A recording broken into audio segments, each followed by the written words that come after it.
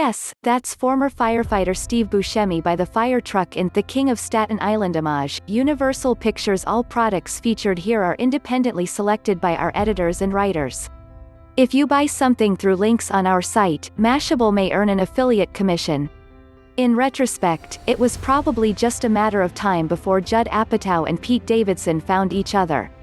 Apatow is arguably our culture's preeminent chronicler of grown-ups who haven't quite grown up, thanks to films like The 40-Year-Old Virgin, Knocked Up, and Trainwreck. Davidson has literally made a career of being the resident young person on Saturday Night Live. Of course they made a movie together, and of course it's about an immature dude who can't seem to get his shit together. But built into the man-child narrative is the expectation that he at least try to start to mature, just a little bit, sooner or later, lest he become a sad cautionary tale. In The King of Staten Island, both Davidson and Apatow try their best to evolve, with uneven but entertaining results. Written by Apatow, Davidson, and Dave Sirius, the dramedy is so obviously inspired by Davidson's own life that knowing basic biographical information about him can make the story more confusing.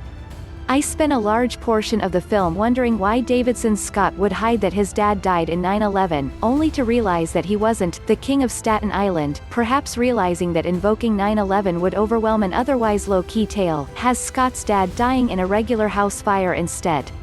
The King of Staten Island is most intriguing when it acknowledges the darkness eating away at the edges of Scott's human shrug emoji persona.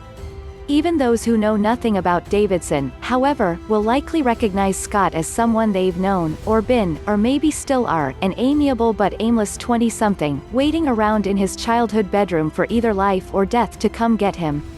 While he has aspirations of becoming a tattoo artist, he spends his days with the same lousy gang from high school, hanging out in the same lousy basement, doing the same lousy drugs and watching the same lousy movies.